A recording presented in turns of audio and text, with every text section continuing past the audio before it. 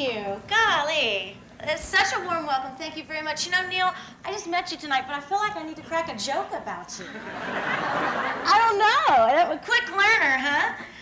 What a pleasure it is for me to be here this evening. For one thing, folks, it gives me a chance to get up here and dispel a long-standing rumor about myself. Can we please put to rest the rumor that I sleep with a smile on my face? Truth of the matter is, and you parents out there know, I have a 3-year-old and a 1-year-old. I hardly sleep at all anymore. You know, people always ask me if I ever get tired of watching that video you just saw. My honest answer, no. Well, let me explain. I love watching it mainly for 2 reasons. The first being that it was probably one of the most incredible moments in my life. And second, when it's projected onto a large screen like this. I'm so big. Seriously, though, it truly is an honor for me to be here this evening. I'm particularly honored to be a part of tonight's induction and scholarship program because I'm a firm believer in both athletics and education. They're both very, very important to me. And I think what makes it especially nice for me is that I look out here this evening into the audience, and I see a group of people with winning attitudes. I mean, just this whole evening, I felt such a strong sense of warm family, local support. And I see it and I feel it. Whether your involvement here tonight is as a corporate sponsor, who this evening wouldn't even be possible without, or if you're here as an inductee, or a scholarship recipient, or a member of a family, you guys are out there supporting one another. And that is so very important. You know, I have the opportunity to speak to all different groups across the country, and when I'm gathering my background information from my remarks, I find out a lot about an organization. And I find out a lot about people. You know what, folks? I've come to realize that it takes the same qualities to become a champion in any organization as it does to become a champion in sports. I mean, there's nothing magical or there's no secret formula to it. Just a tremendous amount of hard work, dedication, determination, and believing in yourself. I mean, for instance, in both sports and this organization, you've got to keep pace with the times. Now, for me, that meant introducing newer and more complex moves into my gymnastics routines. I mean, I had to. If I wanted to keep up with all of the changes that were happening in my sport and keep ahead of my competition. Now, folks, to get there, it's never easy. But I didn't get to the Olympics and win the Olympics by taking it easy. And these people sitting up here at the dais didn't get inducted into the Blair County Sports Hall of Fame by taking it easy either. And the 2 young people out there didn't receive the student scholarships for taking it easy either. It takes a tremendous amount of initiative. It takes enthusiasm. But I think most of all, it takes a deep commitment to achieving success. Now, to reach that success, you have to rise to challenges. You must surpass goals, and you have to exceed expectations. And believe me, folks, I can relate to exceeding expectations. And I'm going to come around in front so I can get a little bit closer. What you all witnessed on that film wasn't supposed to happen. I mean, I wasn't supposed to be there, and I certainly wasn't supposed to do that. Because, you see, gold medalists in gymnastics weren't supposed to come from America. American girls weren't supposed to come from West Virginia. Well, they weren't. And after having knee surgery just 6 weeks earlier, I wasn't even supposed to be at the Olympics. Now, to get there, I had to overcome a lot of limits which had been placed on me by history, by other people, and by myself. Now, I grew up in a small coal mining town that had never sent anybody to the Olympics. I wasn't built the way gymnasts were supposed to be built. You know, very slender and graceful. I mean, my own coach, Bella Carulli used to say about me, Marie Lou, she is not quite the butterfly. And you know what? Less than 2 years before the Olympics, I wasn't even a world-class gymnast. I was a little kid from West Virginia. People barely knew my name. Now, to make it to that medal stand, I had to take risks. I had to seek out challenges, and I had to recognize my own strengths, which were speed and power, and make them work for me. I had to learn to be resilient. But I think most importantly, in my case, I had to learn how to seize the moment. Now, any champion needs those qualities. I mean, they aren't limited to just athletic champions. We all need them. You're actor, artists, politicians, businessmen and women, student athletes, Hall of Fame recipients. Anybody in this room who has a dream and wants to make that dream real?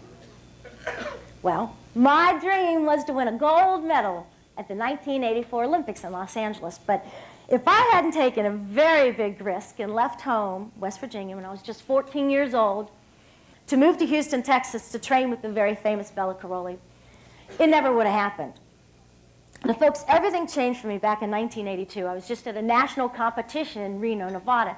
And Bella was there, and I guess he had been watching me throughout the competition because smack dab in the middle of it, he came up to me, tapped me on the shoulder, and I turned up and I looked up at him. You know, he's a big man. He's 6'3" or 6'4".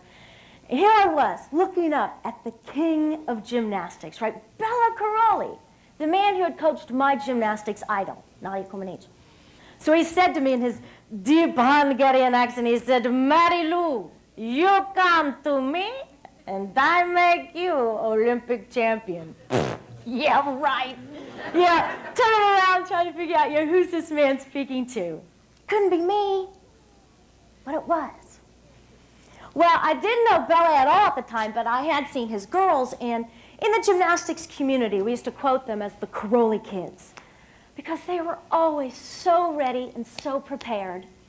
And, you know, Bella was always right there at their side, you know, getting them hyped up and getting them psyched up to where they had no doubts about anything. And now Bella wanted me to come to Houston, become one of them. Well, he sat down, I mean, right there at the competition with my mother and father and said, you know, "Mr. and Mrs. Retton, I can't guarantee your daughter will make the Olympic team. However, I think she's got the raw material, you know, that raw potential that it takes." Well, here is the chance of a lifetime for me. But there were all sorts of huge questions, too. I mean, was I mature enough to handle being away on my own at the age of 14? You know, would I be able to manage money and do my schoolwork, deal with being homesick? Well, to say the least, a lot of different emotions were stirring up inside of me. I was confused. I was really scared. But I was excited all at the same time. I mean, Bella Caroli wanted to train me. But then I'd be leaving all my family and all my friends behind and entering into this strange and this new world where I didn't know a soul. I'd like to see you raise your hand if you're a parent. All right. Well, then you all can kind of try and understand how my parents felt. Think about it. Would you let your 14-year-old daughter move halfway across the country to train with a crazy Romanian who'd been in America less than 2 years? Woo! Well, as I stand up here on this stage this evening as a mother of 2 small daughters, I can honestly say I don't know if I'd let my daughters do that. I really don't. But I've been truly blessed by the Lord with very loving and extremely supportive parents. So after this competition in Reno, we went back home to West Virginia, and we discussed this whole situation over the Christmas holiday break. And the ultimate question to me from my mother and father was, they said, "Mary Lou, okay, what do you want to do?" And I told them, I said, "Mom, Dad," I said, "I don't want to spend the rest of my life thinking I could have gone to the Olympics if." And the truth of the matter was that if I had stayed in West Virginia, I never would have known. So I packed up everything I owned, and my parents drove me to Texas 2 days before the new year began. Folks, for me, it literally was like going off to see the Wizard of Oz. I mean, I was going from this small town in the hills to this huge city with skyscrapers and expressways. I was going to be living with a family I'd never met, training with girls I didn't know. I was going to be working with a coach I couldn't even understand. Oh, I'm telling you, his accent was so thick for the first few months. I was constantly asking my other teammates, what did he say? What did he say? However, one word I quickly understood was no. We'd finish a bar routine, for example, and we'd just mount off of the bar, and we'd do our little finish, and I'd turn around to get Bella's critique, and every time for the first few months, his head would be down and the hand on his head, and he'd be shaking, no, no, no, no, no. Oh, it used to infuriate me. I used to get so mad and think to myself, it was good in West Virginia.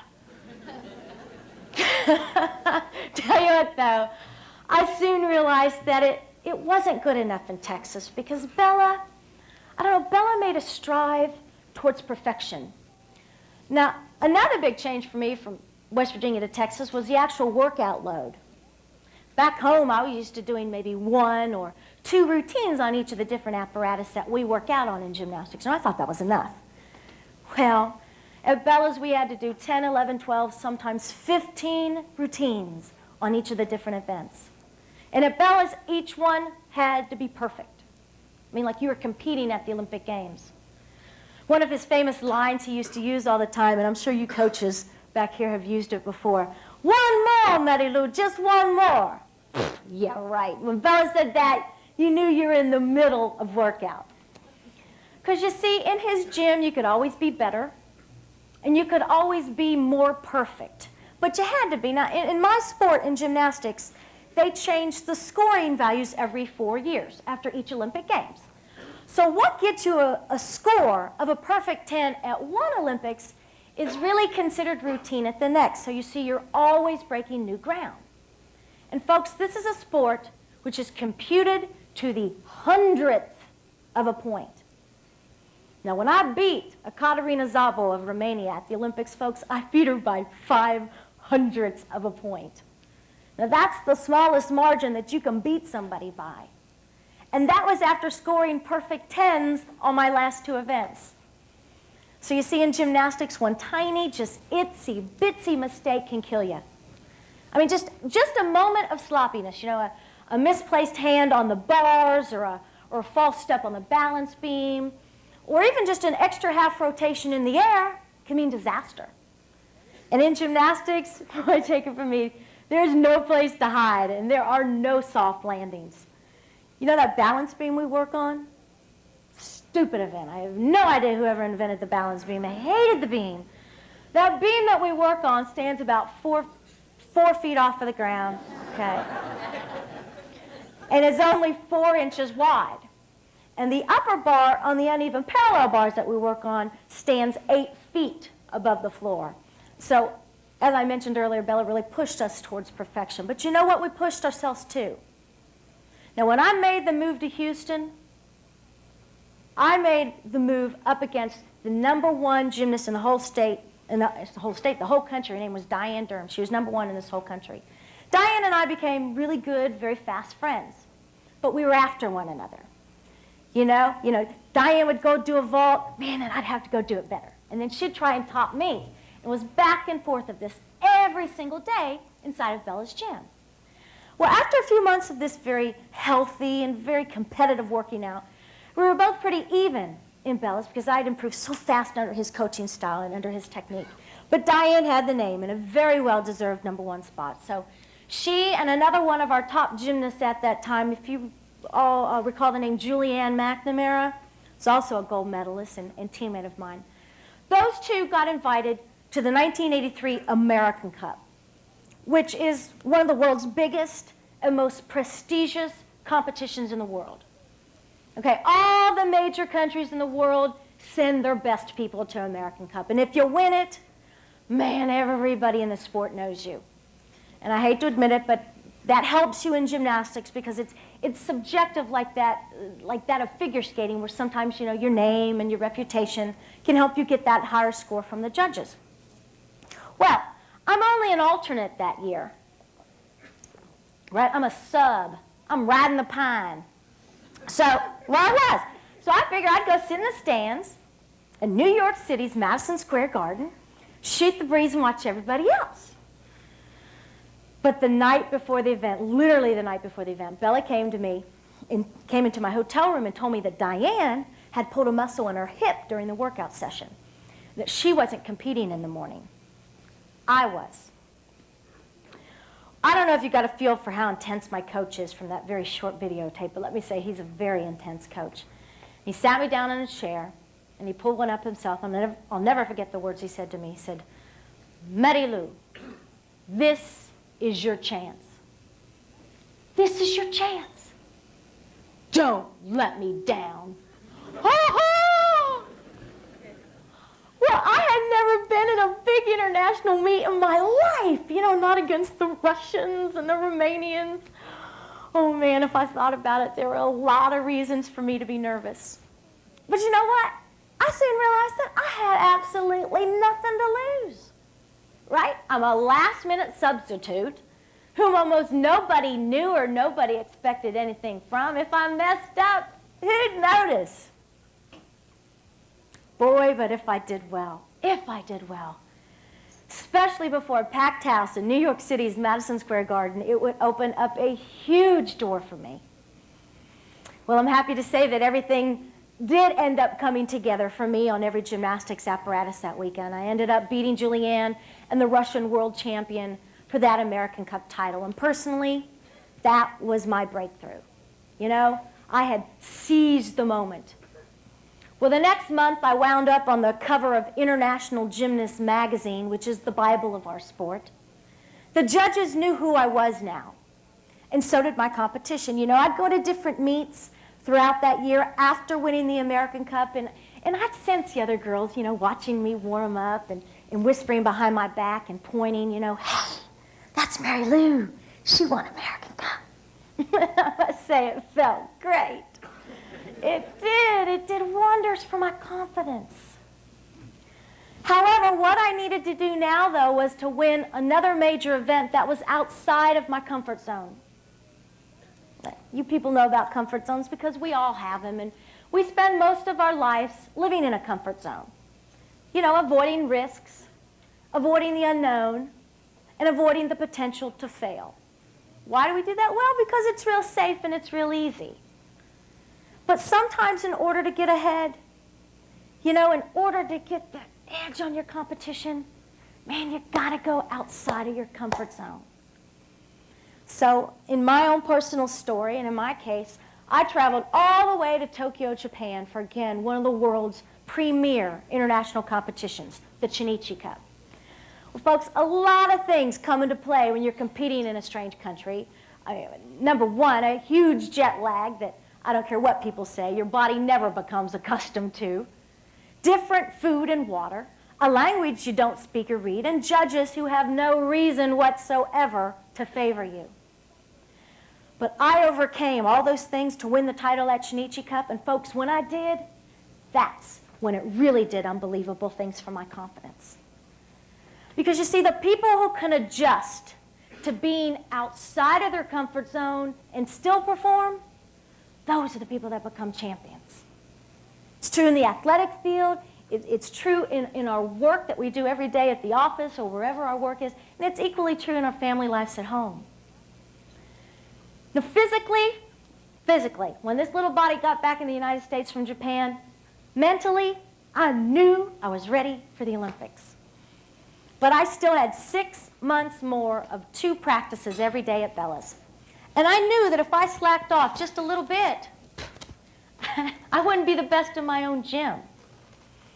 Well, a couple months had passed and workouts were going very good, very consistent. And consistency is something that's very, very important in gymnastics. We do repetition after repetition after repetition. So when you get into a competition, your body just takes over and you do it again. That was my coach Bella's philosophy. So workouts were going very good, very consistent, but it was really odd. Diane Durham decided she didn't want Bella to train her anymore, so she left his program and went to get coached elsewhere. But at the same time, Julianne McNamara, who was living and training in California, decided she wanted Bella to coach her, so she made the move to Texas. So I was always very lucky. You know, I always had that top competitor to work out with every minute I was there. I mean, it literally was like having a national championship 7 days a week. And that meant we had to be ready to go full speed the minute we walked inside of his gym. I want to see another raise of hands now, you guys. An honest raise of hands. I know you're sitting next to family and peers and friends and workmates or whoever.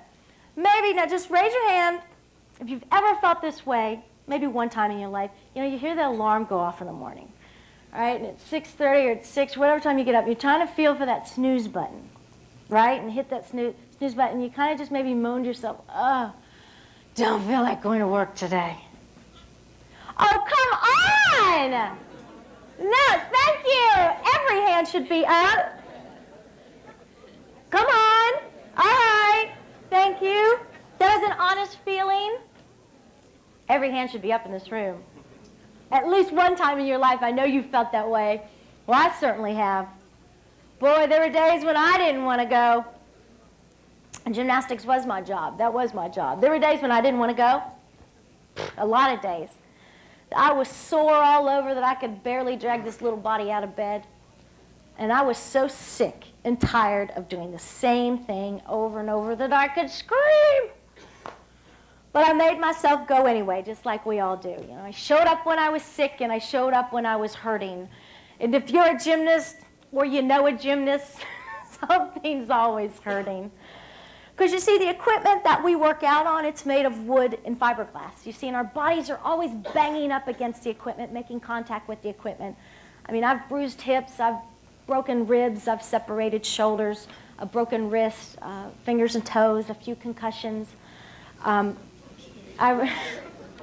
remember one time, this is such an embarrassing injury, but I'm going to share with you anyway. We're doing simple warm-up move on the uneven parallel bars, right? We hadn't even begun to get into our difficult things, our hard things.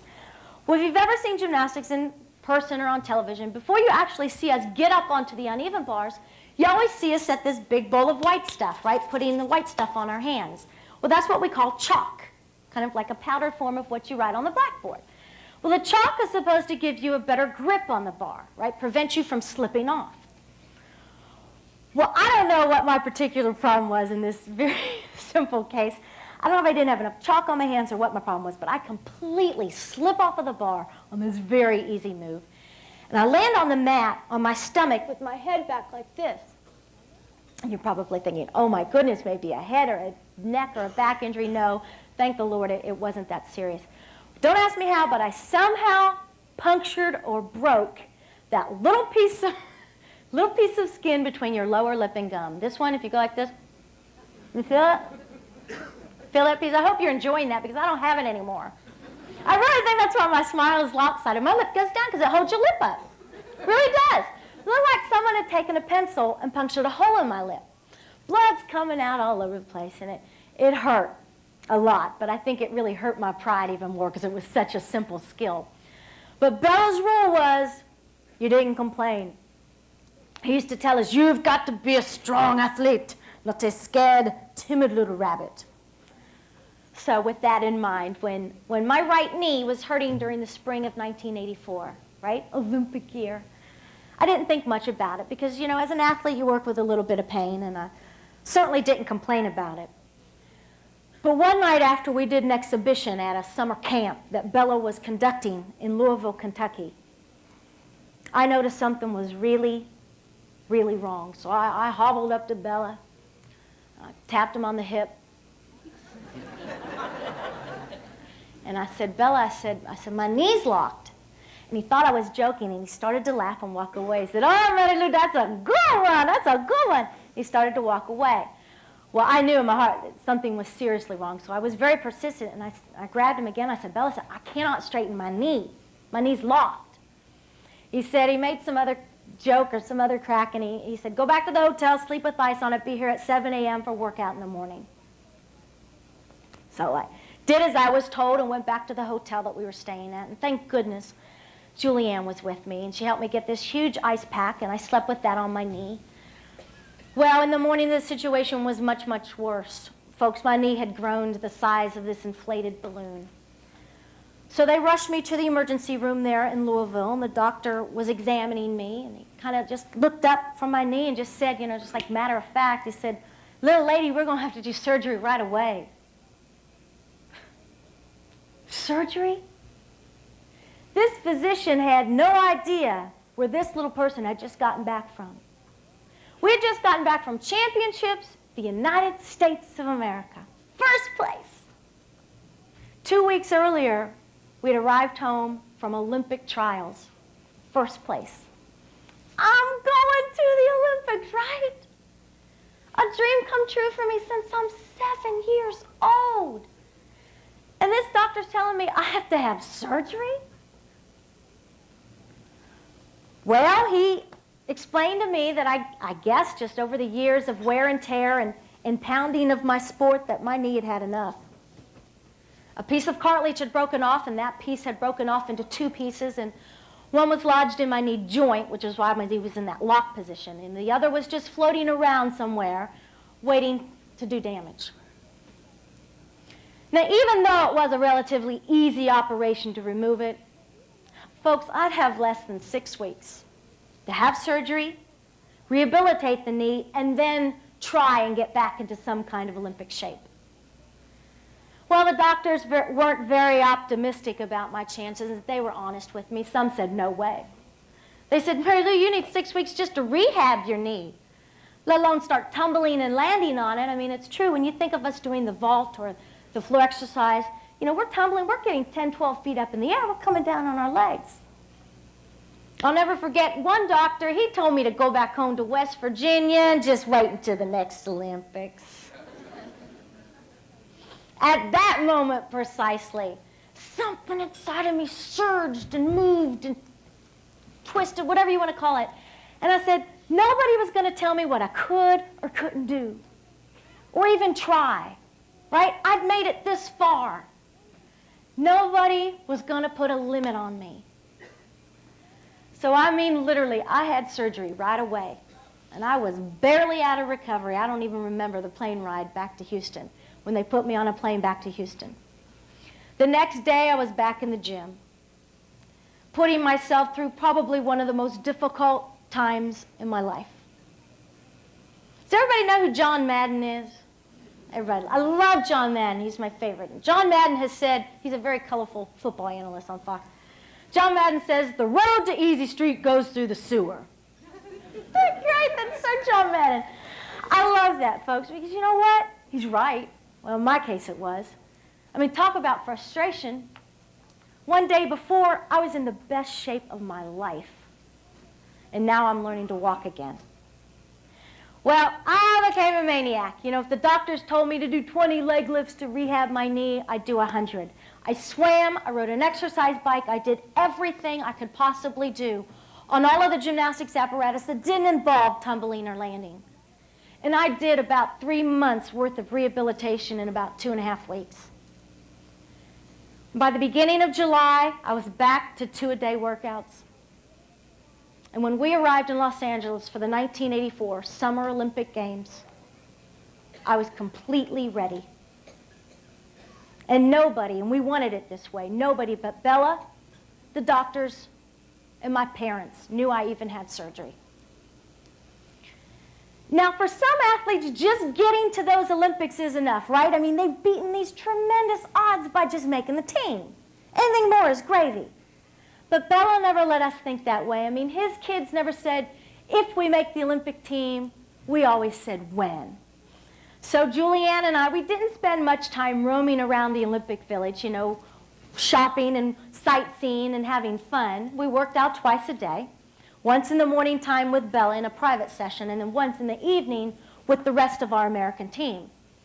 Now, even though gymnastics seems like an individual sport, because you always see us up there on the apparatus by ourselves, folks, it's very much of a team sport. And you compete by team, usually placing your weakest girl up first on each apparatus, and then you save your best for last, kind of like your cleanup batter in baseball. But your first girl has an extremely important job, because she establishes that scoring base that's going to affect your last one. Let me give you an example. Let's say your first girl gets up on the balance beam and she scores a 9.1. Well, it's not likely to happen, or it's very rare if it does, that your last girl is going to get a 10 even if she does a perfect routine. You see, the first one has to perform well enough to score around a 9.5 so you can build your way up to that 10. So you see, a strong team helps everybody individually.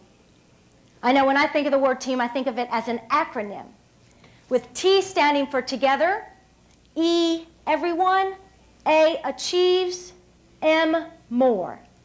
So together, everyone achieves more. But really, I guess in the end, you know, you're there on that beam, you're up there on that vault by yourself. And see, once we get the green light from the judge, we can't affect the other people we're competing against. You see, gymnastics, it's not like football or basketball, right? Where, you know, you can tackle your opponent, or they can try and block a shot. Or it's not a contact sport like figure skating, where you can whack somebody over the knee with a hammer. That was bad. It's illegal. I mean, when a Katerina Szabo was at the Olympics and she got a 10 on her beam routine, I couldn't go up there and push her off. Right? It's against the rules. So all I could do was the best I could do when my moment came. I mean, let's take the floor exercise as an example for me. Now, I know never in my life, even to this day, would I be able to get out onto the floor mat and do a routine to I don't know, violin music with all these ballet moves. That's not me. So I did mine in the air with lots of tumbling and lots of energy. I used my strength, and it scored me a 10. But I still needed a break to become Olympic champion. I did. It was a little break from the Lord. All it was watch my feet. One tiny step backwards by Szabo at the end of her bars routine. Right? It wasn't much. It cost her like 1/10 of a point. Boy, but it gave me that sliver of daylight I needed. It was time again for me to seize the moment. Now, if I scored a 9.95 on the vault, I could share the gold medal with Szabo. If I scored a perfect 10, I could win it alone.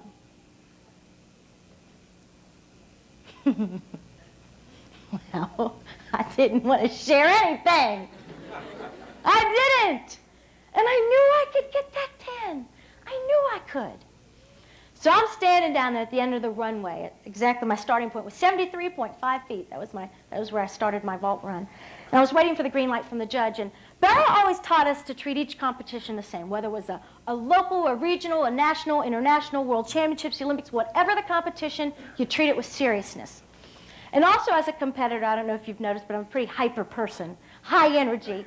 And during competitions, I'd even get more. You know, the butterflies were going, the adrenaline was pumping. So as a competitor, I would talk to myself constantly throughout the competition. So I'm back there going, okay, Mary Lou, breathe, relax, stay loose. It's no big deal. It's just any other ordinary meet. It's just like regionals. It's no big deal. As I'm trying to convince myself of this, waiting for the green light, there was this tiny little voice in the back of my head screaming at me, "You dummy! You dummy, this isn't any other ordinary meet. This is the Olympics." I mean, this was it. My ultimate moment of truth. Everything I had dreamed about and worked towards and sacrificed over the past 9 years was on the line. That Olympic title, that gold medal, and a chance to do something that no other American had ever done before. All those things are going through my head as I'm standing there to vault. Talk about pressure. Let me try to put it into perspective, the type of pressure I was under. Let's say that you're at work, right? And you've been working on one project for the past 9 years, okay? And you need to make one more decision in order to make this project complete. If you make the right decision, the project is a huge success, right? And you've realized your lifelong dream. If you make the wrong decision, it's a failure.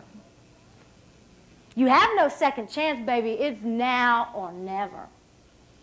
Oh, and also, I forgot to add, also, by the way, when you're at your desk or in your office trying to make this very important decision, there are 16,000 people in your office watching you make this important decision, and you're aware that there are millions, no, billions of people on television watching you make this important decision. I mean, consider this, right? The World Series, baseball's most glamorous event. Last year's World Series was viewed by 200 million TV viewers. That's a lot of people. The Super Bowl, right? The biggest football game in the world. Last year's Super Bowl game was viewed by 750 million people. Now, as big and as glamorous as those events are, folks, they don't hold a candle to the Olympics.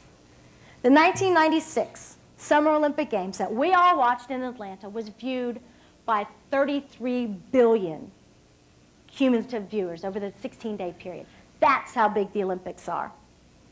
And according to NBC, they say that 90% of the world's population watched the Olympics at one time or another. Isn't that amazing? That's how big the Olympics are. And that's kind of sort of the pressure that I was under. But you know what, folks? You can think pressure, or you can think no pressure. I knew I could do the vault. And I knew I could do a 10 because I'd done it before. All I had to do was what I had done 1,000 times in Bella's gym, that vault. And I think the reason that I could do it at the Olympics was because I had practiced it and I had trained it 1,000 times. And that's why even after I stuck the first one for the 10, I went and I did it again. And the rules really said I didn't have to, but gosh, I wanted to. Because I've always believed in giving more than you had to, you know, giving that little bit extra.